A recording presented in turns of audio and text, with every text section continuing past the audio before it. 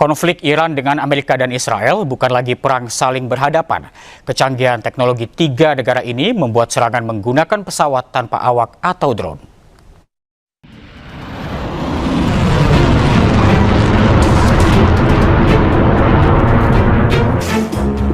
Garda Revolusi Iran terus meluncurkan serangan drone ke arah target Israel dan aset militer Amerika di Teluk sebagai bagian operasi True Promise 4.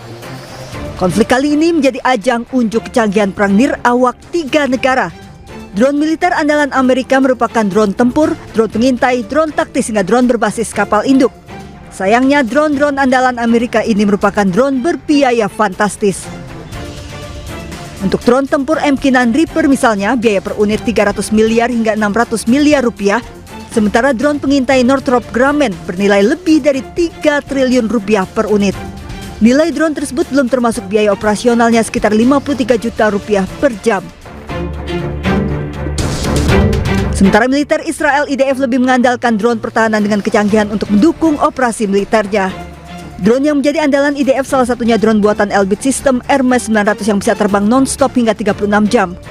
Harga produksinya 280 hingga 460 miliar rupiah, belum termasuk biaya operasional sekitar 130 juta rupiah per jam.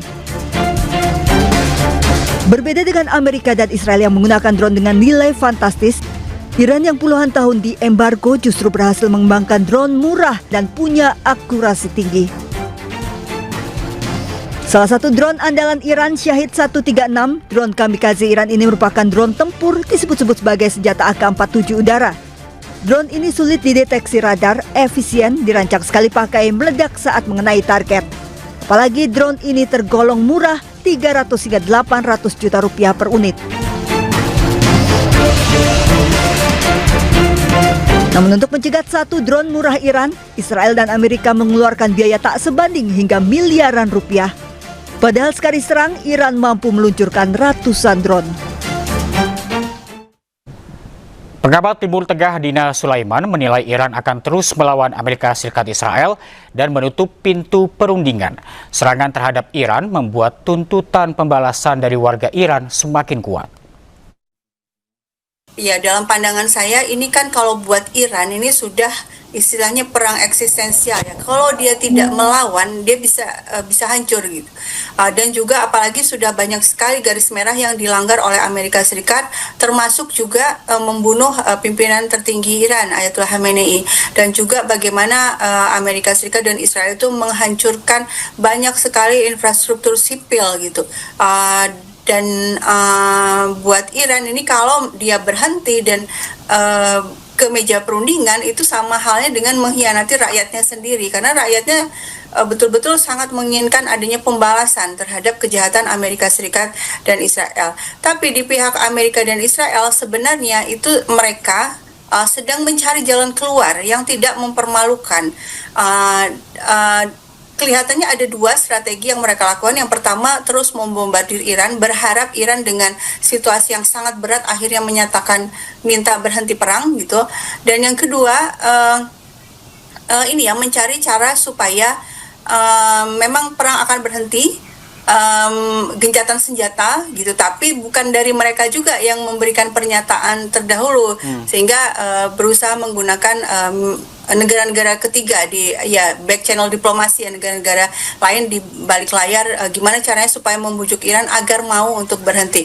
Dalam situasi seperti ini sebenarnya kartunya ada di Iran ya. Iran mau tidak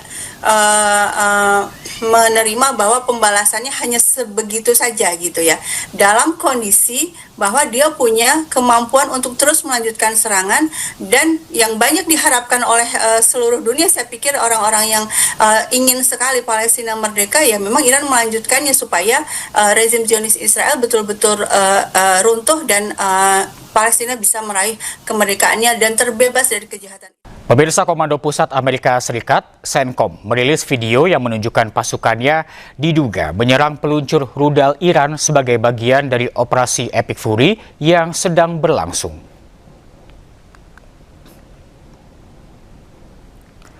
Rekaman video menunjukkan serangan yang diklaim Amerika Serikat sebagai kendaraan militer. Tanggal dan lokasi pasti serangan dalam video tidak dapat diverifikasi secara independen. Sebelumnya, CENTCOM mengatakan bahwa pasukan Amerika Serikat telah menyerang lebih dari 5.000 target di Iran dan merusak atau menghancurkan lebih dari 50 kapal Iran dalam 10 hari pertama operasi tersebut.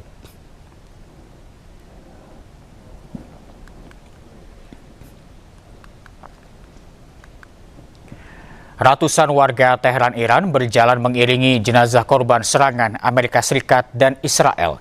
Hingga kini jumlah warga Iran yang tewas akibat serangan Amerika Serikat dan Israel mencapai 1.333 jiwa. Ratusan warga Teheran berkumpul pada hari Senin kemarin untuk berduka atas para korban serangan udara Amerika dan Israel. Para warga ini berjalan di samping kendaraan yang mengangkut peti jenazah seraya membawa foto-foto para korban. رهبر ما خودشو فدا کرد ایران زنده میمونه جمهوری اسلامی زنده میمونه شهیدا خودشونو فدا کردن به خاطر این جمهوری اسلامی پرقدرت‌تر میشه ان شاءالله به امید خدا.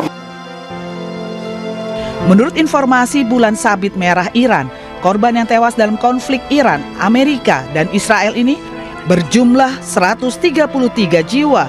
Ketegangan di Timur Tengah meningkat setelah Amerika Serikat dan Israel meluncurkan serangan terhadap Iran pada 28 Februari lalu. Teheran pun membalas serangan dengan menghancurkan aset-aset milik Amerika Serikat di seluruh wilayah Teluk. Menurut informasi Bulan Sabit Merah Iran yang tersedia pada saat dipublikasikan, 1.332 orang tewas di tengah serangan udara Amerika Serikat dan Israel.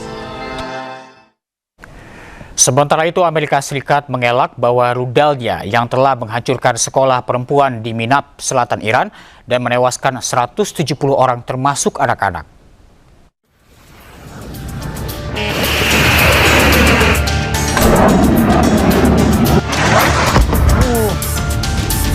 Serangan rudal Tomahawk menghancurkan sebuah sekolah perempuan di Iran.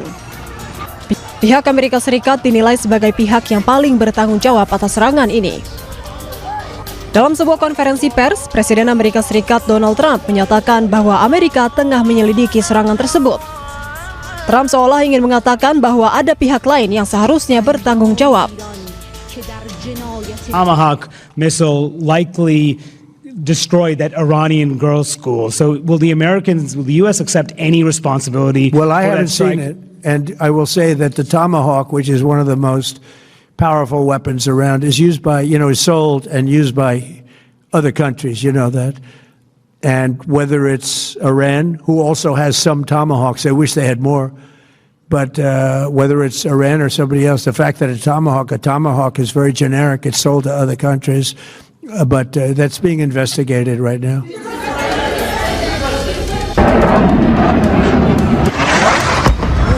Rekaman kamera memperlihatkan saat rudal Tomahawk menghantam sekolah dasar perempuan di Minab, selatan Iran pada Sabtu 28 Februari lalu. Rudal Tomahawk merupakan rudal yang kerap digunakan Amerika Serikat. Media Iran melaporkan sekitar 170 orang termasuk anak-anak tewas dalam serangan ini.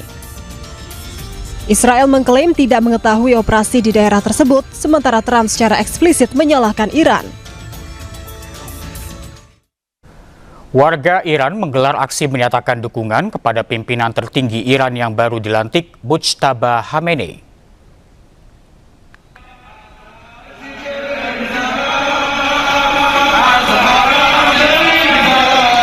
Di kota Karaj, massa berkumpul sambil mengibarkan bendera nasional Iran dan meneriakkan slogan politik yang mengecam Amerika Serikat dan Israel.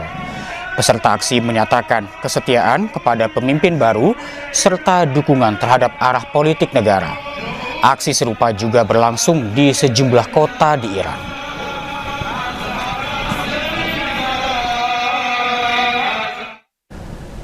Mujtaba Khamenei ditunjuk sebagai pemimpin tertinggi Iran, menggantikan sang ayah yang telah wafat, Ayatullah Ali Khamenei. Penunjukan Mujtaba menjadi sorotan karena untuk pertama kalinya sejak revolusi Iran, kepemimpinan Iran berpindah langsung dari ayah ke anak.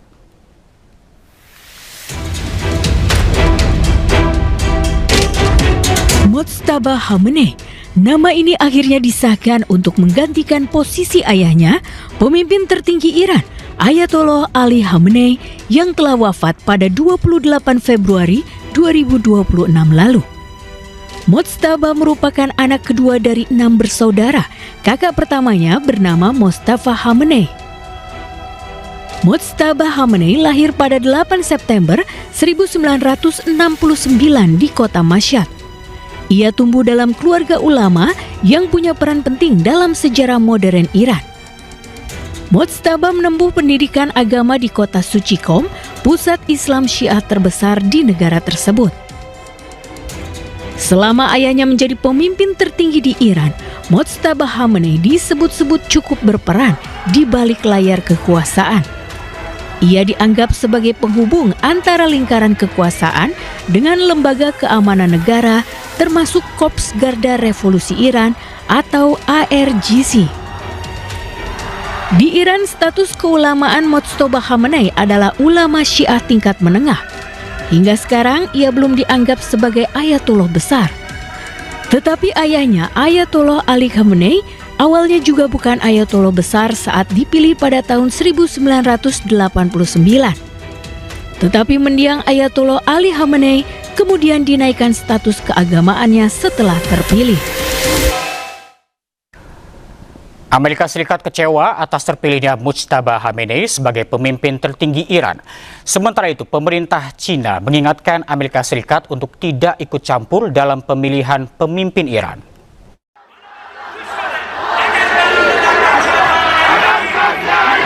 Dukungan untuk pemimpin tinggi Iran yang baru, Mojtaba Khamenei, terus disuarakan warga Iran.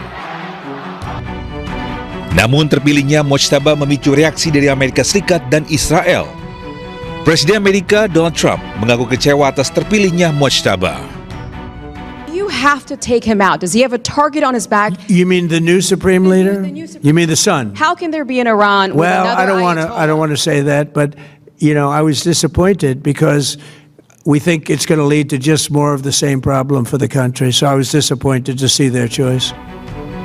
Pemerintah Cina mengingatkan Amerika Serikat untuk tidak intervensi urusan negara lain. Hal ini adalah norma dasar dalam hubungan internasional.